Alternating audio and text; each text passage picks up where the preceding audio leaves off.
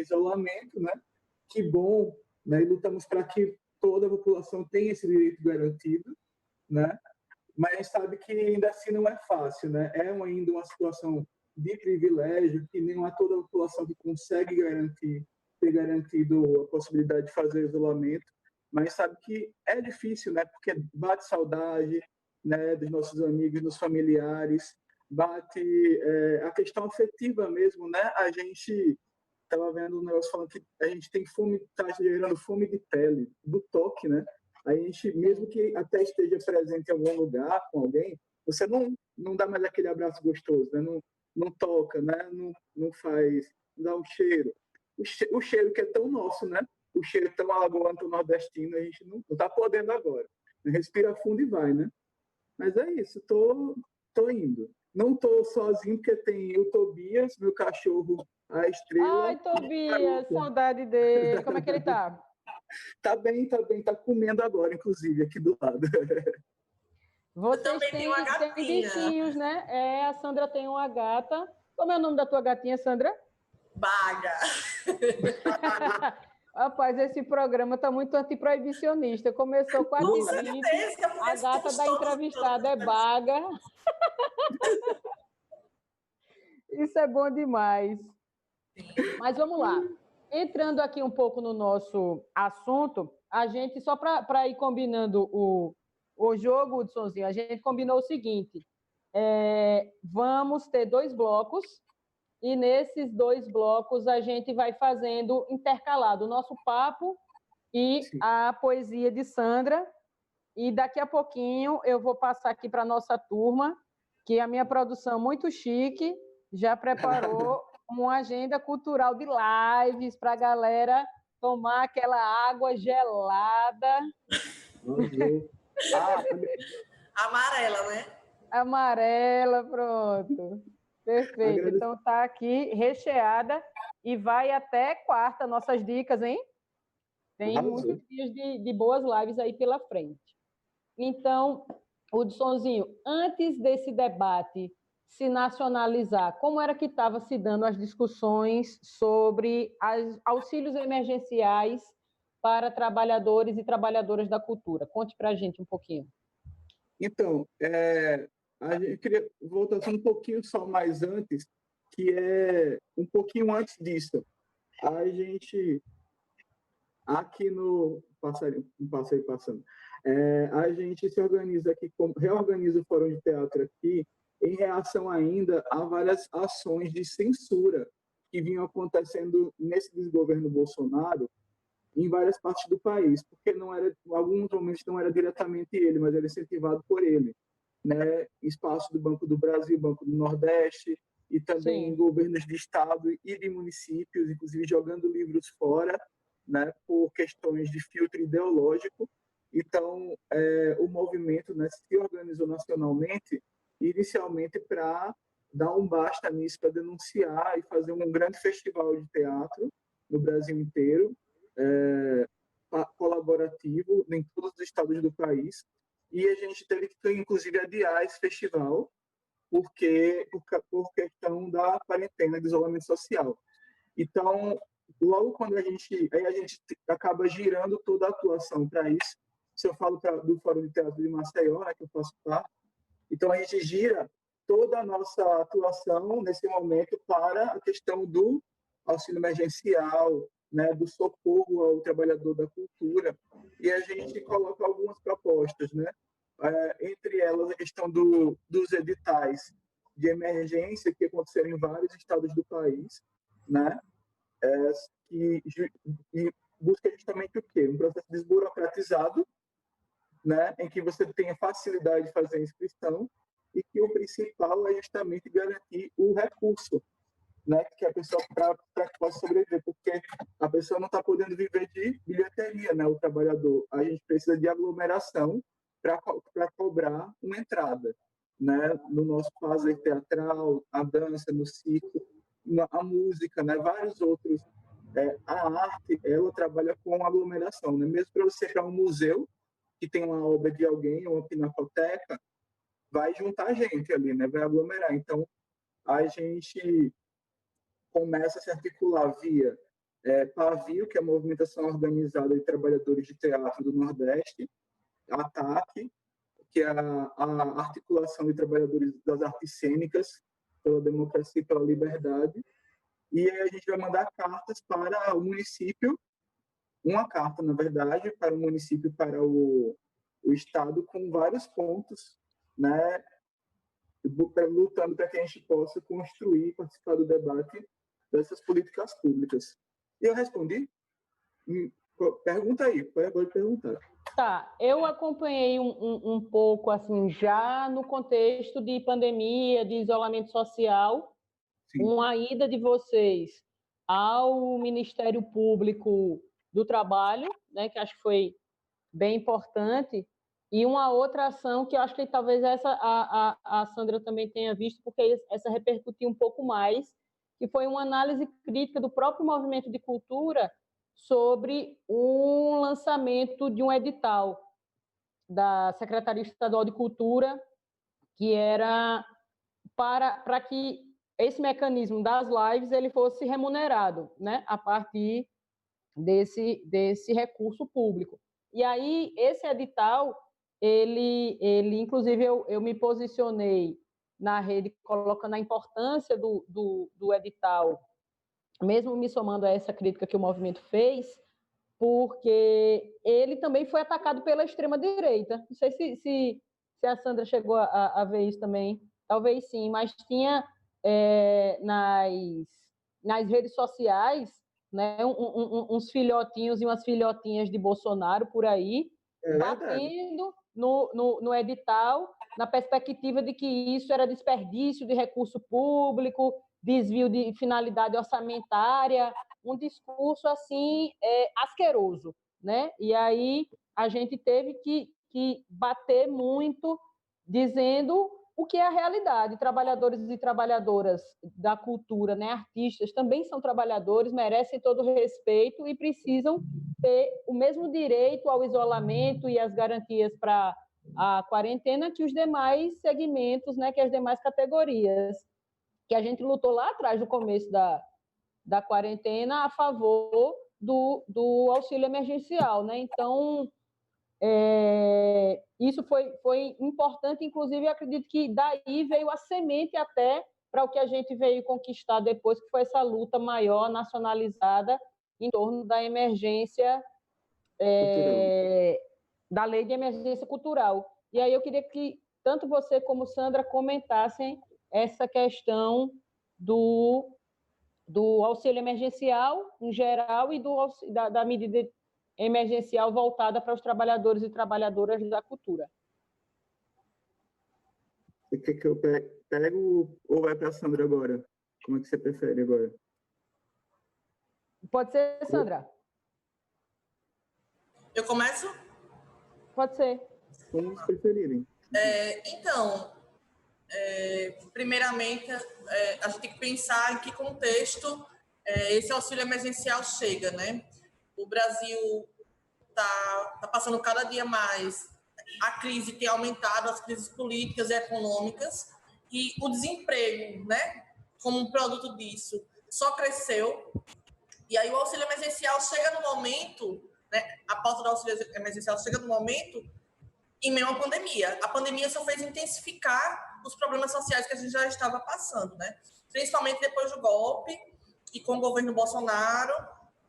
E, assim, tendo em vista que esse auxílio não dá conta ainda da vida das pessoas, mas que ele é extremamente necessário, né?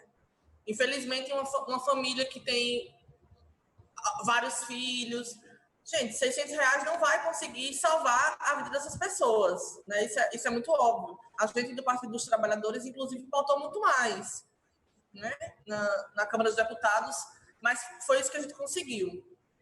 Infelizmente, vários trabalhadores e trabalhadoras ficaram de fora no primeiro momento. E não só trabalhadores da cultura, mas agricultura familiar, enfim, vários setores de trabalho ficaram de fora, né? E, assim, a gente só consegue perceber como o governo, esse governo, e o governo federal e os governos estaduais e municipais são irresponsáveis na população. Porque os trabalhadores da cultura estão todos os dias fazendo mobilização. Não é um dia na semana, são todos os dias. A cultura está presente na nossa vida todos os dias e a pandemia só veio escancarar isso para a gente. Quem está em isolamento social que não consome cultura? Né? Não existe. Não existe a pessoa que está em silêncio no isolamento social diariamente. Não existe isso. A cultura está presente. A cultura não só como manifestação artística, mas como expressão da sociedade, né? E, assim, isso envolve muitos trabalhadores, não só os próprios artistas, mas os produtores, o cara ou a mulher que trabalha com a luz, enfim, com toda a produção. Toda uma cadeia produtiva, né? E isso é um nicho muito trabalhador. É toda uma cadeia produtiva. E, assim, a gente só consegue perceber o quanto a cultura é importante quando a coisa aperta, né? Mas acho que temos que, a partir disso, propor políticas de atenção para a cultura. Por exemplo, Maceió tem um problema enorme, né? Artistas fazem suas apresentações, se programam, mas como é que fica o salário ou o pagamento desses artistas, né? Acho que o Hudson pode falar muito melhor que eu, porque, assim, apesar de escrever poemas, a minha profissão não é artista, né? Sou professora, enfim, trabalho com outras coisas também. Mas como é que fica o pagamento desses artistas que fazem a cultura maceiense ser movimentada? Qual a política do governo do Estado tem para a cultura alagoana, né? Enfim, acho que há todo um descaso aí que não é de agora, a pandemia só veio mostrar o quanto isso é importante, né? O quanto é uma pauta importante para a gente lutar. E, assim, isso envolve, aí eu retorno ao que eu estava falando no começo, isso envolve um nicho de pessoas, principalmente a população negra, que desenvolve cultura diariamente, né? Seja no coco, seja nas artesãs de Pontal, enfim, várias atividades e que estão desassistidas pelo governo do Estado, pelas prefeituras, pelo governo federal, e a gente tem que pautar essas pessoas aí diariamente nas nossas lutas, nas nossas campanhas, enfim. Acho que é um pouco disso. É isso aí. Quando a Sandra começa a puxar o contexto, é muito bom, porque a gente tem que fazer esse exercício sempre, né, de olhar para o grande e para o específico, né, e do específico para o grande também, né. A gente vem aí num processo de perda de ceifar direitos, né, consolidados aí pela classe trabalhadora, já desde o golpe da Dilma, né, desde que criaram a Dilma, inventaram um crime que não existia e que só serviu para ela, né? E porque não serve para mais ninguém, né? A tal da pedalada. A tal da pedalada, né? Que nunca existiu, né? Não como crime, mas como prática recorrente. Mas indo mais direto ao ponto, quando a partir de temas a gente vê perdendo vários direitos, né? Eu gosto de falar, eu gosto de falar não, mas eu gosto de chamar a atenção para o fato de que muitos dos direitos que a classe trabalhadora vem perdendo, os artistas brasileiros nunca tiveram, porque eles já são uma categoria precarizada, né? Aquele trabalho de serviço que ele recebe se ele trabalha, né? Ele recebe se ele executa, se ele apresenta, se ele ganha um edital. Então, é uma categoria que já trabalhava. Quando a gente vê, por exemplo, aquele formato, né, você trabalhar as horas e receber pelas horas, é algo que a gente já tem familiaridade. A precarização chegou antes, né, para a gente. Só que quando você chega num cenário que já está precarizado, que já está fragilizado, aí o dano ele é muito maior, porque as pessoas não têm reserva, elas não têm uma possibilidade de segurar um mês, 2 meses, porque a forma como esse trabalho se dá, é já uma forma que nos avilta. Embora a arte seja um lugar de expressão da liberdade, de expressão do senso crítico, de gente sonhar com possibilidades, né, inclusive de nova sociabilidade, de relações humanas, a gente também é submetido, e eu acho que não tem que querer, né? Acho que tem uma intencionalidade é como quando a gente vê o Darcy Ribeiro falando que o caos, né, o desastre, a tragédia da educação não é um acaso, é um projeto. Eu entendo que também as dificuldades que nós passamos não são acaso, são projetos. Porque um povo que tem consciência, tem memória, né, conhece suas tradições, sua história, tanto lutas como das expressões culturais, de onde é que elas vieram, que está enraizado no seu território, é um povo que ele não vai se deixar levar por qualquer aventureiro, qualquer pessoa que chega que não tem um lastro na realidade, né? Uma pessoa que não constrói de fato para o povo. Né? É difícil de iludir um povo que está conscientizado, pessoas que estão politizadas, que estão no exercício da cultura e também da política. Então, aí para voltar um pouco, quando a gente traz a lei, por exemplo, que a Sandra citou, a lei municipal e a estadual, a lei municipal ela existe, mas ela nunca foi colocada em prática. O último edital que a gente teve, ela está inclusive regulamentada. Eu fico pensando se isso não é uma questão que caberia, inclusive, talvez, o Ministério Público também. Mas é que são tantas demandas que a gente não consegue dar conta de todas também ao mesmo tempo. Eu penso, não sei, teria que consultar alguém do jurídico, que é uma lei que não funcionou até hoje. 2015 foi o último edital que foi lançado pela Fundação aqui de Maceió e que atendeu, em parte, ao teatro da cidade, foi em 2015. Porque não foi específico para teatro, mas atendeu também as nossas demandas. E o 2015 também foi o último ano em que a Secult lançou o edital que atende ao teatro. Aí eu falo especificamente da arte, que é o meu ofício, né? Também sou professor, porque é isso, a gente, aqui em Alagoas, como a gente não tem mecanismos de financiamento, né, que funcionem, né, que fomentem anualmente, no mínimo, né, a construção de novas peças, de novas apresentações de várias linguagens, a gente tem que ter, sim, esse outro lugar também de atuação, né, e que é bom também, né, para a gente ter esse contato com a educação. Acho que a gente propôs também adiantamento da contratação, e que há um edital em relação ao Natal, que já tem gente contratada, inclusive da FEMAC, e que a gente propôs que fosse adiantado o pagamento, né? Também com o contrato, com todo o compromisso, né? Pelo menos de uma parte daquele contrato. Foram inúmeras, assim, que a gente propôs no sentido de o pessoal precisa do dinheiro agora, a apresentação vai ser no Natal, mas precisa pelo menos de uma parte desse dinheiro agora, né? Para produzir, para montar, né? Com certeza. E também para sobreviver nesse momento. Há, inclusive, também um edital do audiovisual que está parado na Secult, na Secretaria de Cultura, que já há a contrapartida do governo federal e não sai esse edital. Conversei com os colegas do audiovisual também, eles estão nessa luta para liberar esse edital.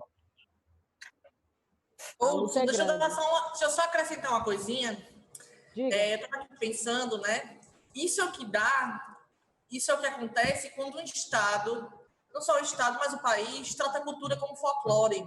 Porque folclore é aquela coisa que fica lá, né? Enfim, não tem nenhuma participação para a sociedade. Mas cultura não, tem vida. Cultura é vida, né? A cultura está viva. E tratar a cultura como folclore é o que assassina a cultura todos os dias, a cultura brasileira. Sim. É verdade, tratar a cultura como algo estranho a nós, né? Uma coisa esquisita. É o bicho no zoológico, né? Que a gente vai lá olhar e se espantar, né? Se admirar. Então, quando a gente entender que a cultura é nossa raiz, a gente não vai avançar. Mas vamos ouvir nosso primeiro poema? Vamos, sim, com certeza. Eu separei alguns poemas meus e também teve um especial que eu separei de outra poetisa. Mas eu vou começar com o meu, que eu fiz recentemente, que a quarentena está, né, fazendo a gente traduzir também, querendo ou não. É fértil. Deus é uma desconhecida. Palavras ditas, rezadas, malditas, praguejadas. Faltam viver quantos dias mais? Quantas vezes várias? Quantos mundos sagrados? Quantos muros murros? Quantos corpos mortos? Quantas vidas idas? até a abolição. Deus está à espera do prato sem pranto sagrado, até que seja aceito seu direito de amamentar todas as nações. Esse é meu. Muito bem. Muito legal. Gente, eu quero mandar um abraço grande para a turma que está aí nos acompanhando. A gente tem uma galera de Arapiraca, professor Tairan entrou aqui, o Bertone entrou aqui, Dona Andréia, Ana Rosendo, Juninho, Edinaldo. Um beijo grande para vocês. Que bom poder estar nessa companhia de sexta de tarde aí, juntinhos. E aí, continuando o nosso assunto, depois dessas batalhas locais, eu acredito que isso também se tornou um elemento impulsionador para uma luta nacional que eu considero muito interessante, estou acompanhando esse processo quando começou. Então, a companheira Benedita da Silva é autora, né, da Lei de Emergência Cultural, mas contou com o apoio de toda a bancada, não só do Partido dos Trabalhadores, mas bancada de esquerda, abraçou, se incorporou, uma série de artistas que não têm vinculação partidária também estão envolvidos nessa mobilização virtual muito exitosa, que conseguiu uma vitória expressiva na última terça-feira na Câmara Federal e agora marcha para o Senado para que a gente possa conquistar aí o voto desses senhores, né, para ter essa aprovação. E aí eu queria que Hudson e Sandra comentassem um pouco sobre isso, porque essa é uma lei, e eu fiquei muito interessada por ela, porque ela é mais robusta do que o auxílio emergencial. Ela não é só a renda mensal, ela traz outras medidas, ela traz outros elementos, e aí eu queria que vocês comentassem um pouco sobre isso, e eu comento também. Hudson.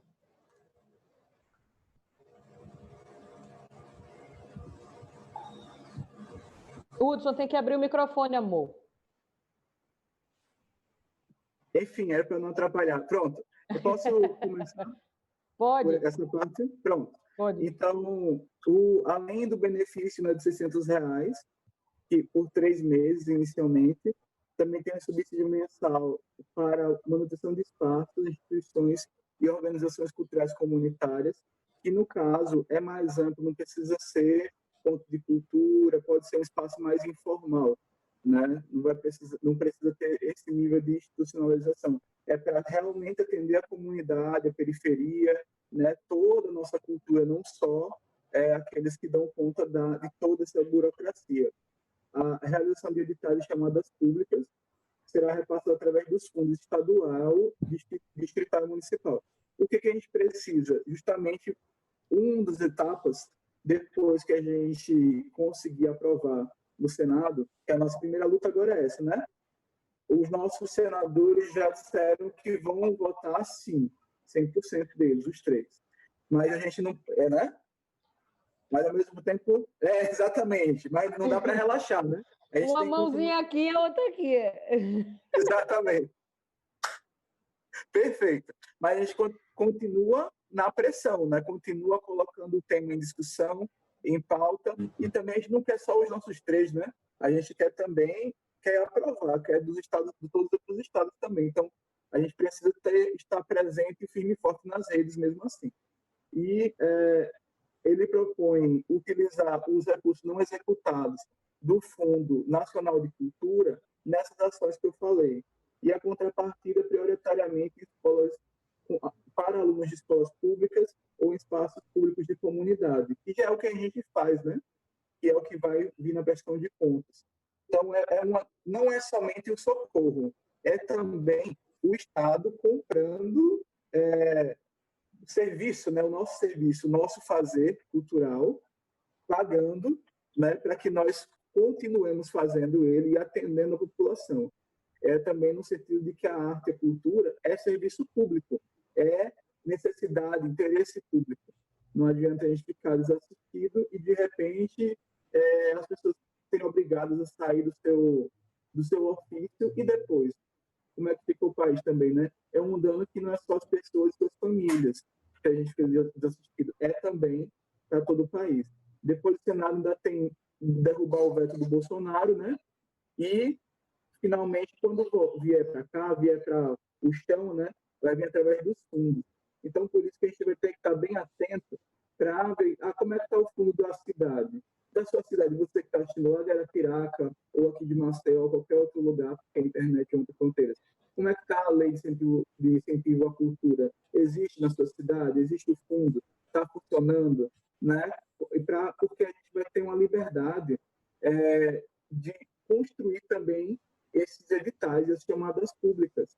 É importante que a gente demande da prefeitura, do governo do estado, que eles abram espaços de diálogo para a participação popular, porque a lei ela é um espaço, ela deixa aberto como isso vai acontecer. Então, é aí que a gente precisa entrar forte para garantir que seja uma chamada pública, editais que sejam acessíveis, porque não adianta a gente dizer que está fazendo, né, e colocar algo que exclui, que na prática exclui nossos mestres, as nossas mestras, a cultura popular, as culturas indígenas, ribeirinhos, quilombolas, né? Toda essa de onde vem a nossa que não tradição, abraça a diversidade, né? Perfeito, exatamente. Pois é. Em tempos em que o ministro da Educação abre a boca numa reunião oficial para dizer que odeia povos indígenas, a gente tem que ficar muito de olho, né, de como o recurso público vai ser utilizado. Exato, exatamente. Porque a gente já viu como é que vem sendo, né?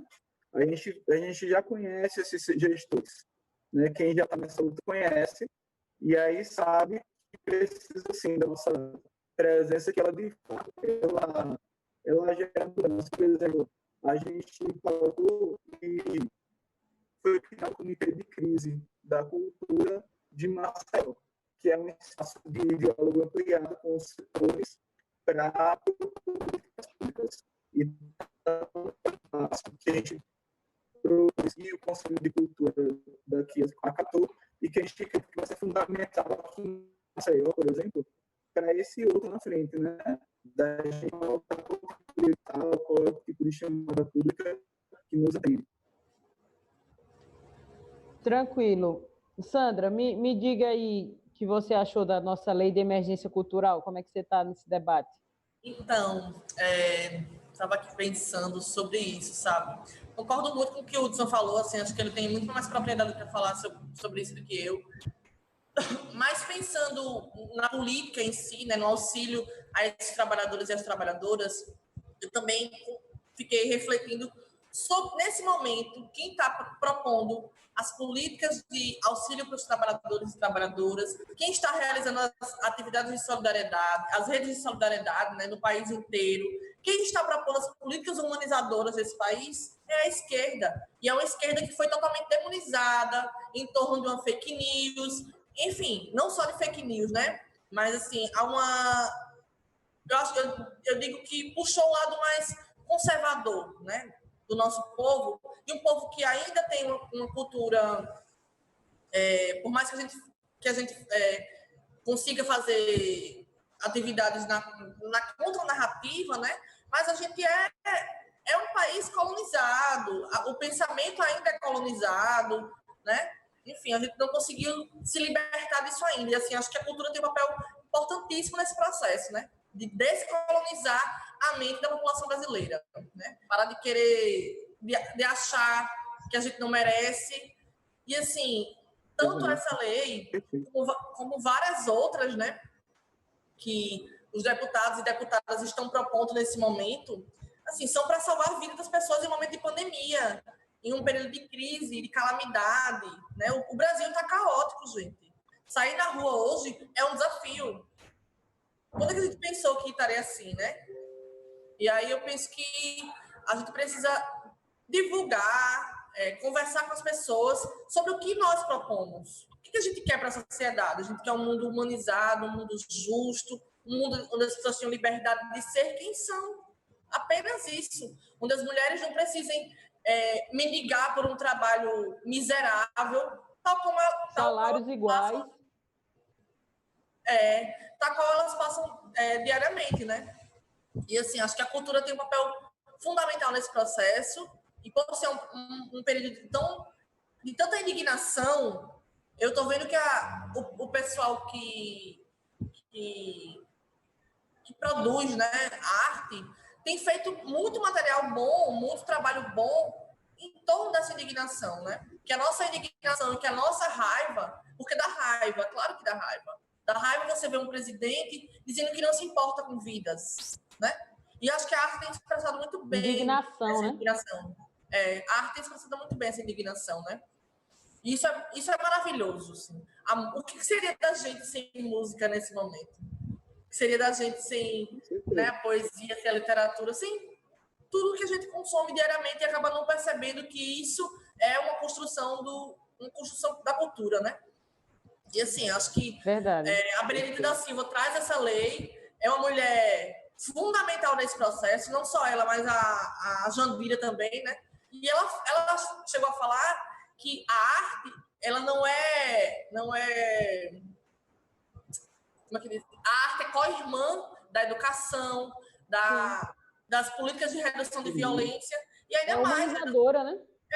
Com certeza. Então, é necessário para a gente essa produção, enfim. Acho que é isso. Não, e uma coisa que eu achei muito massa, acho que vocês acompanharam também, a Natália Benevides, ela é coautora dessa lei também, junto com a Benedita, que é uma jovem parlamentar nordestina como nós, aqui do Rio Grande do Norte, né? Assim, o papel protagonista que as mulheres estão tendo, enfim, é uma coisa de inverter a lógica, porque o nosso parlamento, né, conservador, predominantemente não progressista, vamos dizer assim, cheio de homens, né, brancos, enfim, de uma classe social mais elitizada, e nesse momento, como a Sandra bem colocou, o papel que a esquerda, as bancadas tidas como minorias e tratadas como menor importância no perfil do governo federal, do desgoverno que a gente tem hoje, é exatamente essa bancada quem está conseguindo impedir os absurdos do governo federal, que quer literalmente passar uma boiada por cima de nós, e, ao mesmo tempo, trazer algumas leis emergenciais, alguns mecanismos que nos permitam um mínimo de proteção nesse momento tão delicado. Mas eu queria que a Sandra trouxesse mais um poema para nós. Sim. Então, já que a gente falou de mulher, né, eu gosto muito de debater sobre gênero, gosto muito de falar sobre as feminilidades, sobre o ser mulher. Ser mulher é muito amplo, né, porque existem vários tipos de mulher. E aí eu quero fazer um poema às mulheres aqui, principalmente as mulheres que desafiam, né, esse sistema tão agressor para a gente todos os dias. E lembrar que esse ano talvez seja um ano de eleição, né? Acho que é muito importante. Vale lembrar que no mundo inteiro estamos vendo mulheres que foram eleitas propondo políticas humanizadas, não só no Brasil, mas no mundo inteiro, né? E as mulheres no Brasil também. E esse ano saudar todas as mulheres que vão se candidatar, em especial a companheira Sandra Lira, que também é militante do Partido dos Trabalhadores e das Trabalhadoras, que é uma grande combatente. Enfim, é minha candidata, enfim. E todas as outras também. Um beijo, Sandrinha! E é um poema da Elisa Lucinda, que, assim, sou muito fã, apaixonada. Ela é incrível, né? Se chama Aviso da Lua que Menstrua. Moço, cuidado com ela. Há que se ter cautela com essa gente que menstrua. Imagine uma cachoeira às avessas. Cada ato que faz, o corpo confessa. Cuidado, moço. Às vezes parece erva, parece era. Cuidado com essa gente que gera. Essa gente que se metamorfoseia. Metade ilegível, metade sereia. Barriga cresce, explode humanidades. E ainda volta para o lugar que é o mesmo lugar. Mas é outro lugar e aí que está. Cada palavra dita, antes de dizer homem, reflita. Sua boca maldita não sabe que cada palavra é ingrediente. Que vai cair no mesmo planeta panela. Cuidado com cada letra que manda para ela. Está acostumado a viver por dentro? Transforma fato em elemento. e tudo refoga, ferve, frita, ainda sangra tudo no próximo mês. Cuidado, moço. Quando você pensa que escapou, é que chegou sua vez. Porque sou muito sua amiga e tô falando na Vera. Conheço cada uma, além de ser uma delas. Você que saiu da fresta dela, delicada força quando volta a ela.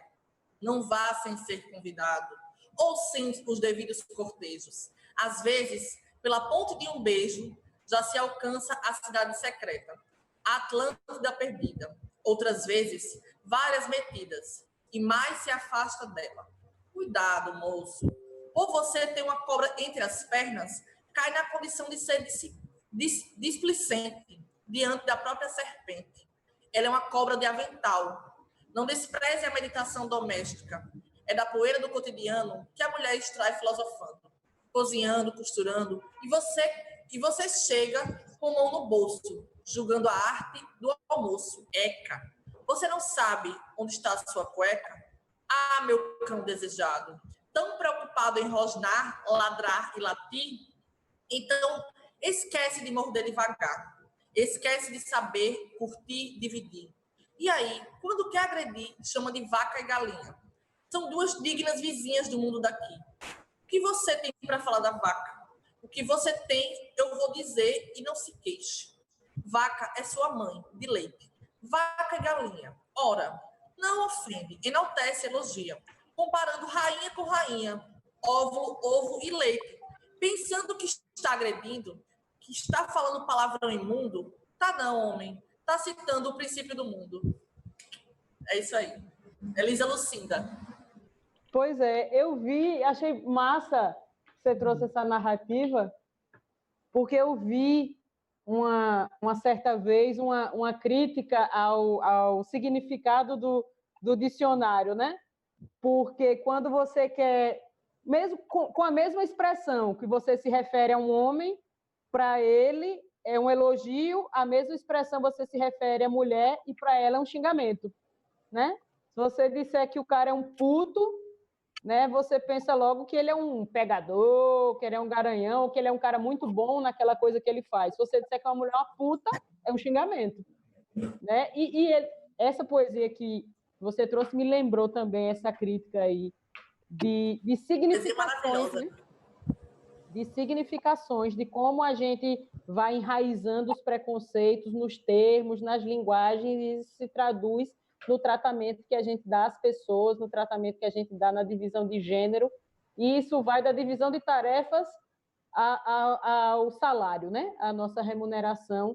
Por isso que essa subjetividade que a cultura traz, ela é tão importante, a cultura como resistência, né? Que acho que, inclusive, foi isso que impulsionou essa ideia tão cheia de potencial da gente fazer esse bate-papo sobre cultura com uma galera muito massa. Inclusive, já quero deixar o convite aqui para vocês e para todos que estão nos assistindo, já tem uma galera aí nos assistindo, coloquem aí na sua agenda, sextou agora é toda semana, hein, gente? A partir das 16 horas, a gente vai ter, já está confirmadíssimo, semana que vem vamos ter duas maravilhosas aqui, Sinara Holanda, que é arquiteta e é artista plástica, e vamos ouvir o violão e voz, né, daquela que também é artista plástica, Gisele, nossa amiga querida. Hudson, me lembre o sobrenome de Gisele, que eu procurei aqui e não achei. Gisele Ricardo. Oi? Ela o sobrenome dela, você lembra? Está cortando o seu áudio. Tá. Oi? Não lhe ouvi. Torres? Isso. Isso. É isso. Então, a gente vai ter, semana que vem, as duas maravilhosas. Sinara Holanda, que também é da Frente Feminista, como Sandra também, como eu, várias companheiras, e a Gisele Torres, que a gente vai ouvir o delicioso violão e voz dela. Mandar também meu abraço para Sandrinha Lira, bem lembrada aí pela Sandra Sena.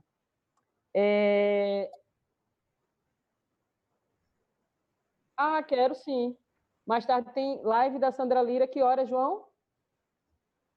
7 horas aqui na TVPT?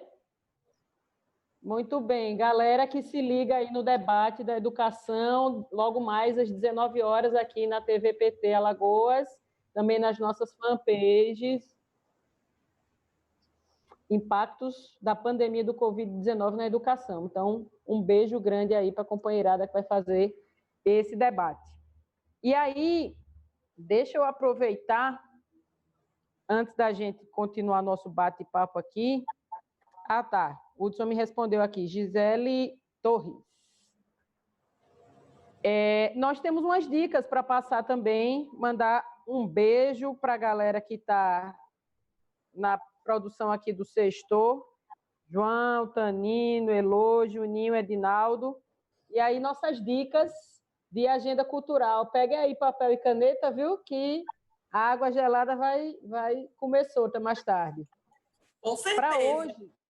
Para hoje, a gente tem às 20 horas, Banda Sabaque, certo? Live no YouTube. A gente tem também outra opção, Forró das Antigas, que eu adoro, viu? Ai, adoro Forró das Antigas.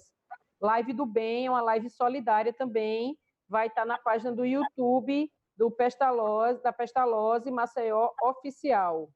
Outra opção de live também às 20 horas é a live do Chula, certo? Que vai estar Val Boca, Hugo e Rodolfo, a Farra, Garota Sertaneja, também no YouTube do Aloysio Chulapa, o rapaz que gosta de Danone. Eu também gosto, mesmo Danone que ele gosta. 21 horas, a gente tem o Ilma Araújo, Histórias de Amor, no Instagram de Sui Chamusca. Dia 30, a gente tem a live do DJ Thales, no YouTube dele, né? DJ Thales. Dia 31, a gente tem... Aqui eu vou fazer um convite especial, que é ter uma live de algumas amigas, assim, do coração.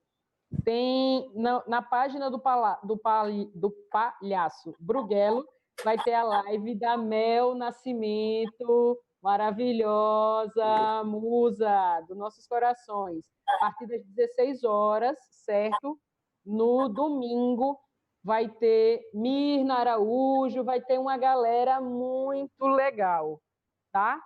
A gente tem também Boteco do Boca, no YouTube do Boca de Forno Oficial, Artistas Miguelenses do Bem, mais uma live aí da solidariedade, no YouTube de Pati Maionese. 16h30, Tiago Vaz, fazendo live na página dele no YouTube. Segunda-feira, 19h30. Eita! Banda da quadrilha junina Luar do Sertão, gente! Fazendo a abertura do São João, meu coração chega a dói. 19h30, no YouTube, Luar do Sertão Oficial. Meu coração vai estar lá com vocês. E fechando nossas dicas de agenda cultural, a maravilhosa...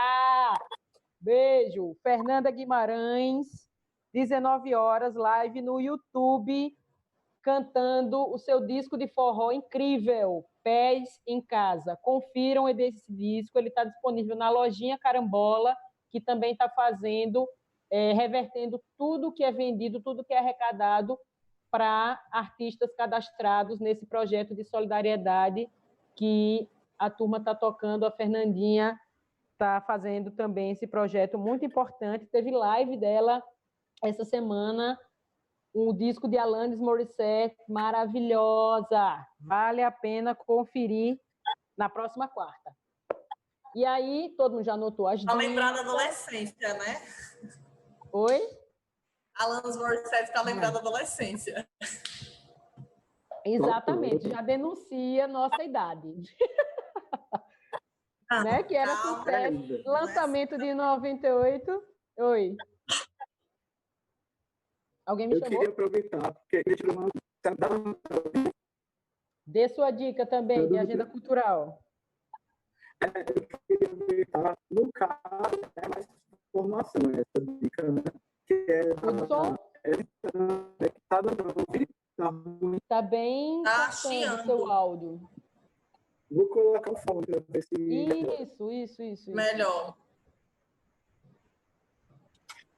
Já estou aqui com o meu, bem Ana Maria Braga.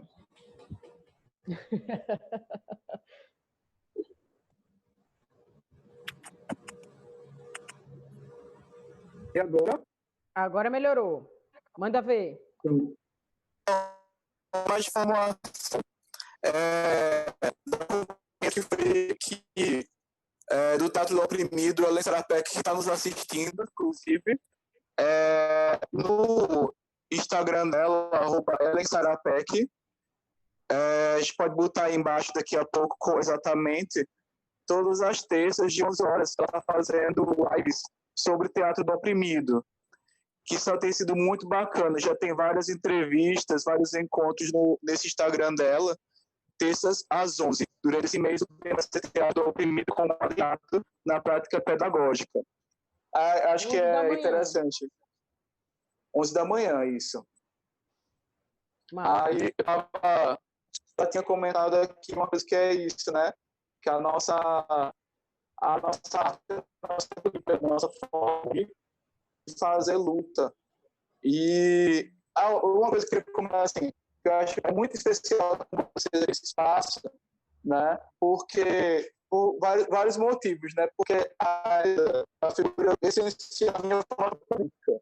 E ela sabe disso. Mas a coisa boa é ter que dizer para todo mundo saber, né?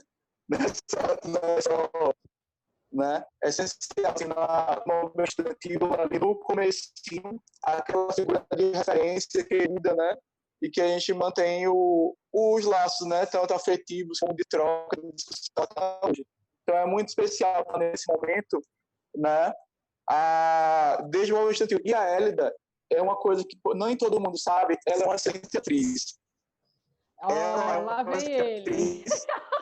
Como assim? Joga pra fora. Você não sabia? Você não sabia? Não. Minha filha. Ela já fez Teatro do Oprimido. Ela arrasava e todo mundo ficava de queixo caído com ela. Verdade. É verdade. Eu ficava assim. Ela fazia o personagem opressor, né? A personagem opressora. Aí o pessoal estava lá, viu? Para encontrar uma alternativa, encontrar uma forma de superar aquela opressão. Nossa, a gente ficava e foi muito bom, foi um momento muito bacana, né? De muita troca, de muito diálogo. Inclusive, quando o Bárbara, que é uma das curias, né, do Teatro do Oprimido, na época, né? Veio para cá, a gente fez a apresentação. E a outra, né? A gente foi na ocupação do IFAM. E a gente descobriu que nasceu no mesmo dia. Então, assim, tem muita afetividade envolvida também, né? Para além da questão política, tem muito carinho também, né? Aqui nós, assim, é muito especial para isso. A gente dessa mesmo dia, né, Hudson, para começar. Pode crer. Os dois aqui são uma resenha. De fevereiro. Isso. Eita, coisa boa. Verdade, Hudson. Você trouxe uma memória muito gostosa aí da época que a gente fez Teatro do Oprimido juntos, né? Eu tive essa oportunidade de beber um pouquinho dessa fonte e foi realmente muito legal. Eu me lembro de uma peça que a gente fez com o saudoso Jadson, né? Sim. Ele era o protagonista e eu era antagonista dele. E esse momento vai ficar guardado no coração por muito tempo, né? Acho que para sempre. E ele era um cara realmente sensacional. Mas aí, para a gente retomar o fôlego da emoção, Sandra, traga mais um poema para nós. Tá, beleza, vamos lá. Falar um pouco da gente, né? Da nossa diversidade. Mulher, pecadora. Negro, pecador. LGBTQI+, pecadores. Indígena, pecador. Umbandista, pecador. candomblessista, pecador, budista, pecador, ateu, pecador, artista, pecador, fumar, pecado, transar, pecado, beijar na boca, pecado, sentar na mesa de bar, pecado, maquiagem, pecado, roupa, pecado, sem roupa, pecado. Para o cristianismo do progresso e da prosperidade, só não é pecado a fome, a pobreza, a miséria, o egoísmo e o lucro. A isso, eles ofertam a caridade. Por aqui, até amar é pecado. E é esse o paraíso que vocês sonham? É isso. Muito bem. Nossa visão do que é pecado, do que é certo e do que é errado passa longe aí desses julgamentos, dessa hipocrisia, né, não? Com certeza, né? Nossa vida é julgada a todo momento, assim. Acho que a poesia possibilita questionar isso. Por quê? O nosso ser, do jeito que ele é pecado. O que é pecado, né? E assim, eu fico muito preocupada como professora, porque as crianças aprendem desde cedo que fazer isso é pecado e fazer aquilo não é pecado. O que é pecado, né? Estou muito preocupada com a vida das crianças, porque, principalmente as meninas, né? Elas são ensinadas desde cedo que elas não podem, né, chamar atenção, que elas não podem vestir uma roupa curta, que tudo isso é pecado. E por que é pecado, né? Qual é o problema na maquiagem? Qual é o problema em fazer uma sobrancelha? Qual é o problema em se sentir bonita, né? Querer ser bonita? Que pecado é esse que já matou tanta gente? Pois é, subverter, né? Tem que sambar na cara dos caretas. Eu acho que esse é o nosso papel, cultura e resistência. Agora, para gente, só para fechar o raciocínio aqui do nosso papo, eu queria fazer uma provocação de opinião de vocês em relação a esse momento que a gente está vivendo. Na minha visão, a gente consegue, em alguma medida, barrar as leis, né, que vêm para arrancar nossos direitos. A gente está conseguindo isso porque a opinião pública está muito sensibilizada e o conjunto dos parlamentares estão muito preocupados com isso, mas a gente tem um tipo de avanço muito limitado. O que a gente conseguiu avançar, passinhos de formiguinha, foram mecanismos emergenciais de proteção, ou seja, leis que vão durar, ou medidas provisórias, né, que o próprio nome já está dizendo que vão durar 3 meses, talvez a gente consiga um prolongamento aí de mais alguns meses e pronto, a gente volta, entre aspas, ao normal.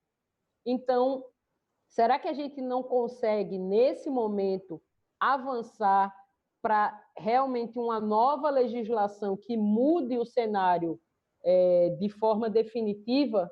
Eu acho que fica aqui essa provocação. O que é que vocês acham que a gente deve fazer para caminhar nesse sentido?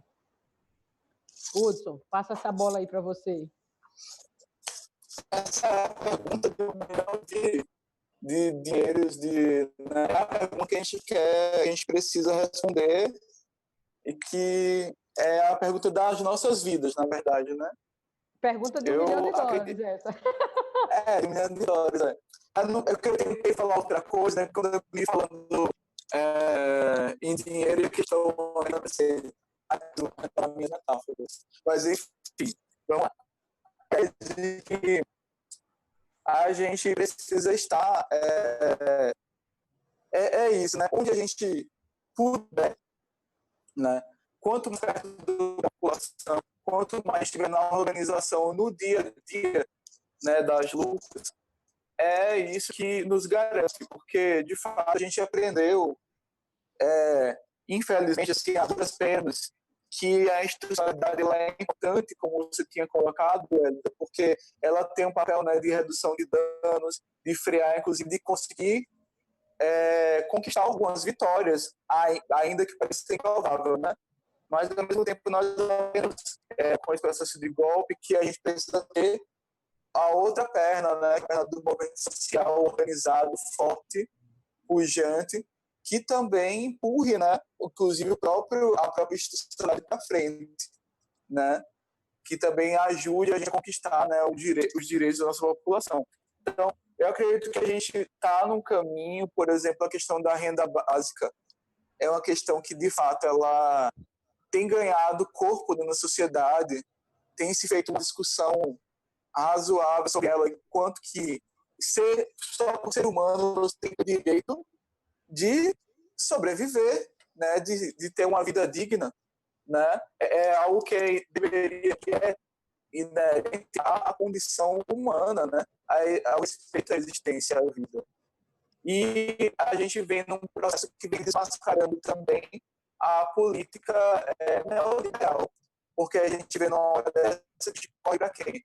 É para o SUS, é para o governo socorrer as empresas, para o governo socorrer as pessoas. Então, a gente está no momento em que a gente consegue colocar em discussão coisas que a gente não conseguiria em outro momento, né? Porque as pessoas estão mais abertas a escutar, porque as respostas neoliberais não dão conta da nossa realidade, né? Fica cada vez mais isso. Então,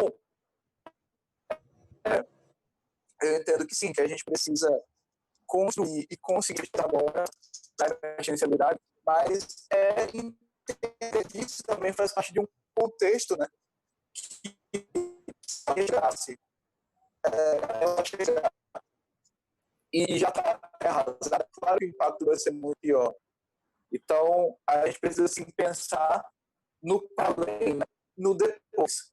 Depois desse momento, dos aspectos, inclusive na política.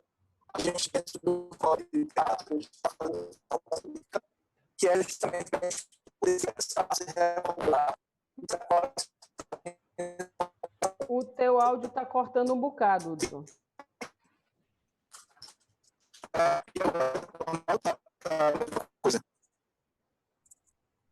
Tranquilo. A gente fez uma oficina de teatro. A gente fez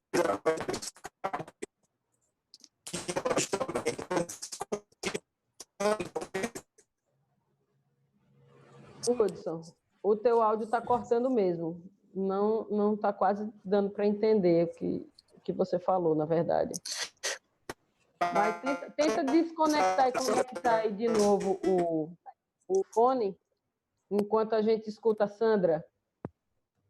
Sandra, opine aí, o que é que você acha da gente? Não, é uma pergunta bem complexa, conseguir avançar para uma legislação que fosse mais permanente? É uma pergunta bem complexa, assim. Eu estava aqui tentando lembrar uma frase que picharam, lembrar da pichação também, né? Pichação é arte, que picharam na China no começo da pandemia. Dizia mais ou menos, não voltaremos ao normal, porque o normal não era bom, e é isso, assim, eu acho que normal é esse que nós temos que voltar, né? Estamos vivendo um golpe desde 2016, a história do Brasil é recheada de golpes, né? O início da República que a gente conhece foi um golpe, gente.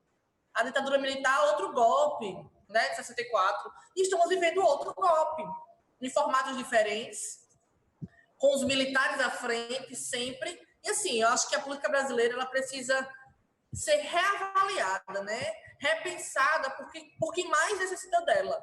Quem é que mais necessita da política, né? A população pobre, são as mulheres, a população negra, a classe trabalhadora como um todo.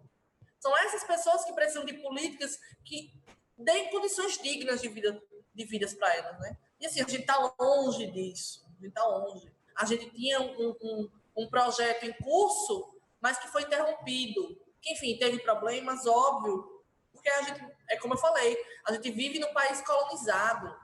A mente das pessoas é totalmente colonizada, né? É difícil você pensar que a outra pessoa merece o mesmo que você, né? Eu acho que aquele filme Que Horas Ela Volta retrata muito bem isso. Sim. A mãe que fica indignada porque a filha da empregada passou, sei lá, em primeiro lugar no vestibular e o filhinho dela não passou. Isso incomodou muita gente. Isso é o mínimo, isso não é o máximo, isso não é o nosso projeto máximo, né? Isso é o mínimo do que a gente quer. Mas foi ingrediente no golpe, não tenha dúvida. Sim, com certeza. Entrar na universidade. O que a gente está passando agora em relação a... Por que as redes de solidariedade, né? Porque as pessoas voltaram a passar fome. Então, Verdade. quer dizer que a política brasileira, ela é voltada para quem tem poder ainda. Por que nós, Hélida, não ocupamos esse espaço em maioria se nós somos a maioria da sociedade? Por que a população negra não ocupa esse espaço se ela é a maioria da sociedade? Porque são sempre os mesmos homens, as mesmas caras e as mesmas famílias. Então, a política brasileira, ela precisa... Não é só o legislativo, entendeu? Eu acho que é muito mais que isso. Quem executa essa política. Como eu falei antes de ler o poema da Elisa Lucina, né? Enfim, países aí que são governados por mulheres têm outra dinâmica, outra sensibilização. A gente está muito devagar ainda, mas eu acho que só o povo organizado pode transformar. Infelizmente, pode reclamar, dizer, eu não gosto de partido. Gente, fora desse lugar não tem como transformar, não. Sozinho, gritando ou chorando, muito menos. Vamos parar de chorar, vamos dar as mãos uns para os outros, saber que nós temos problemas, fazer as críticas, mas levantar o queixo e saber que nós somos muito mais que isso. Né? Com eu acho que só a luta muda a vida. Assim, só a luta muda a vida e só organizado. Porque lutar... Muitos homens e mulheres lutam todos os dias, Hélida. Principalmente aqueles e aquelas que estão nos trabalhos mais precarizados. Aquilo ali é uma luta, a luta pela sobrevivência. Mas só lutar não vai mudar se não tiver organizado. Acho que a organização ela é a principal ferramenta que a sociedade tem de dizer o que quer. E será que a gente quer um mundo desumanizado, como ele está? Né? Enfim, a gente... Só olhar os hospitais de Alagoas. Olha como estão os hospitais de Alagoas nesse momento. Eu tenho recebido denúncias diariamente. Né? Em Arapiraca, o hospital está em situação de calamidade. Onde é que tem o humano nesse processo? Pelo contrário, tem um lucro.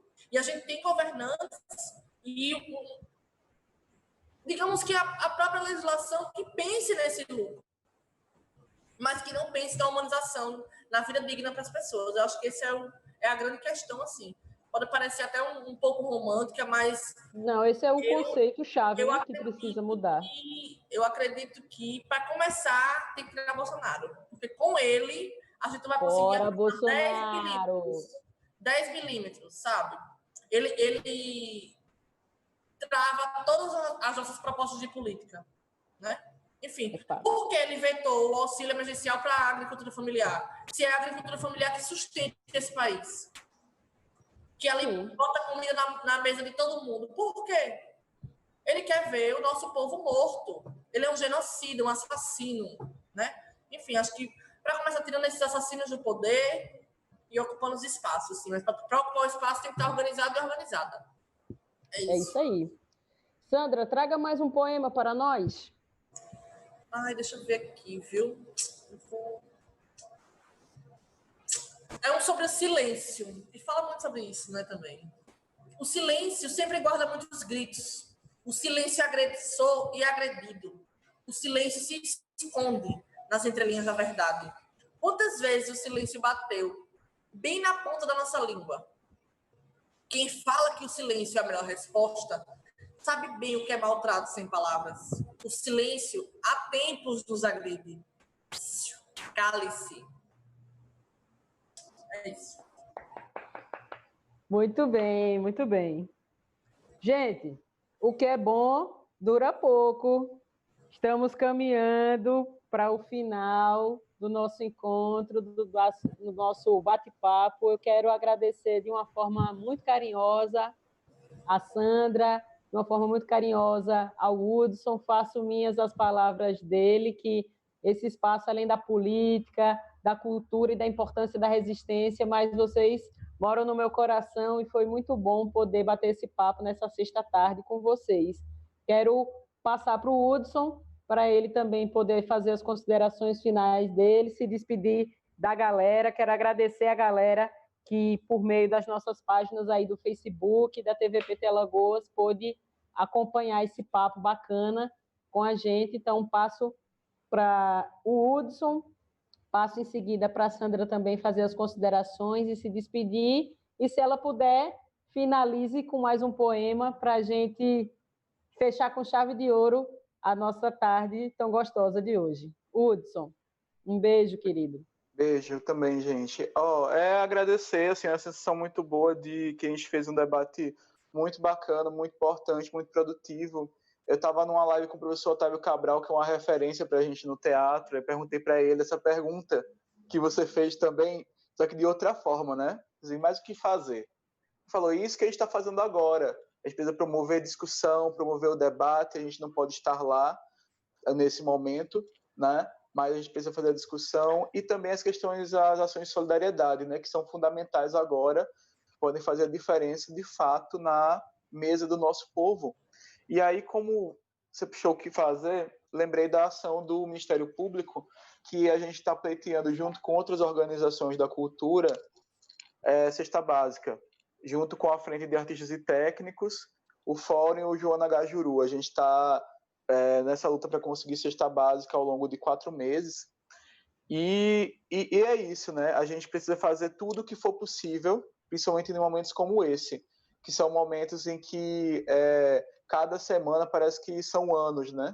Cada momento a conjuntura muda e pode ser que dentro da crise, né, surja uma oportunidade também. E aí o que eu estava falando é nesse lugar, né? Muitas vezes, agora, algumas pessoas estão mais abertas para escutar coisas que eu, você, Sandra e muitos dos que estão assistindo já falavam há muito tempo. Mas agora as pessoas estão vendo que não está dando certo. Estão vendo praticamente um apocalipse zumbi acontecer, né, minha gente? Aí, estão sentindo, né? Sentindo na pele. Apocalipse zumbi foi ótimo. Praticamente. Então, assim, a pessoa tem hora que dá a corda, né? Então, é um momento também de experimentar, é um momento também de inovar. Eu estava comentando, acho que não deu para ouvir, que a gente fez uma oficina de teatro do oprimido online, num fórum de teatro, através da internet, assim como a gente está, para poder se preparar para a negociação com o poder público. Como é que qual a estratégia que a gente ia usar, como é que a gente ia abordar os temas e tal. E foi muito produtivo. É algo que talvez num contexto normal a gente não fizesse, né? Não teria a necessidade ou o impulso suficiente, né, para fazer. Mas eu acho um bom exemplo de quando a gente entende que às vezes uma ideia que parece até meio maluca, mas que você abraça ela e você entende que ela tem uma necessidade, tem uma funcionalidade. E que talvez a gente vá acabar fazendo isso depois da pandemia, porque de repente a gente consegue alcançar pessoas que a gente não conseguiria alcançar. É o novo normal. Geograficamente, né? Aí de repente, já começa inovações, de repente você está num outro tipo de organicidade, de organização. Eu acho que é também tentar encontrar o que traz de potência também. Embora a gente saiba que é um momento muito duro, mas é isso, a crise, ela revela tudo que estava, como a Sandra já falou, e ela oportuniza que a gente diga, que a gente mostre, e que a gente tenha mais forças né, que possam vir conosco junto da invenção de outras alternativas possíveis. Mas é isso, e queria só saudar assim, a presença da que eu vi, Tainá, a própria Ellen, Lenilda Lima, Lenilda Luna, a Sinara, que você falou, vai ser uma das próximas convidadas, já no próximo, né? A Ana, que é representante da ATAC aqui em Alagoas. Eu pedi aí, não sei se ela conseguiu colocar, vai ter uma webconferência Não conseguiu, mas aí qualquer coisa a gente divulga posteriormente. Uma webconferência pela internet para discutir todos esses trâmites em relação à lei de emergência cultural. Então, acho que posso passar para a Hélida, né? Aí ela também pode compartilhar na rede dela, compartilho na minha, Sandra também, e a gente já vai também se esquemando, se fortalecendo, ficando cada vez mais dentro do debate para a gente poder mobilizar as redes. Um grande abraço para todo mundo, eu me empolgo, falo mesmo. Beijos! Sandra, jogue duro. Beijão, Hudson. Hudson, só agora a sua internet pegou maravilhosa. Enfim, segura aí para tu permanecer com ela. Também gostaria de agradecer o convite da minha amiga Hélida, do meu amigo Hudson. Muito bom estar aqui nessa tarde com vocês. Amei. Olha, gente, eu amo poesia. Quando tudo isso acabar, acho que a gente tem que ler muita poesia, uma cerveja, confraternizar, enfim, a nossa vida, né? Sobreviver nesse momento tão difícil. E, enfim, não vou me alongar muito, não. Já vou fazer meu último poema para a gente fechar aqui. Mas é isso. Ficam meus agradecimentos, o meu abraço para vocês. Muito carinhoso. Esse poema eu escrevi ele na época do Ele Não. E eu recitei ele no ato do Ele Não. Aí vou repeti-lo aqui, porque eu gosto muito, ele fala muito sobre esse meu jeito. Ai, meu Deus, barulho, desculpa, gente. Muito sobre mim, assim, né? Ele se chama Vai Encarar. Deixa eu aqui ver se melhora. Estou viva. Vivinha da Silva. Pensaram que eu havia morrido, mas era só intriga da oposição. Sou neguinha, sou malandra, sou e não caio em papo de mané. Sou raivosa, sou. Vou pra cima, vou. E não vem que não tem, porque daqui eu não arredo o pé. Aqui é negadrão, é raiz, e não é qualquer aprendiz que vai me tirar do topo, do salto e do alto. E você aí, quer ver qual é? Desce do play e olha uma vida qualquer. Do lado de cá, não tem controle remoto. É vida real 24 horas. Cidade grande, vibrando e gritando, a vitória do azulão. Sorrir a vida, resistir a guia, todo dia é dia de encarar esse mundão. A rua é nós, tem que ter proceder. Respeita as manas, as minas e as monas. Não, é sempre não. Em tempos de tempestade, diversas adversidades, eu me equilibro e requebro. Eu choro, não nego. Sou de carne, também de osso. Ou talvez eu seja só carne de pescoço. Quem quiser, eu topo encarar. E se não soma, some. E se for para ficar, o peso da ancestralidade, guerreira e mandingueira, você vai ter que encarar. É isso, muito obrigada. Boa! Sensacional. Gente, brigadão. Arrasou. Um grande abraço. Até o próximo sextor, às 16 horas. Beijo, Sandra. Beijo, Hudson. Valeu, Beijo, gente. Sandra. Um abração. Beijão. Obrigado, gente. Obrigada.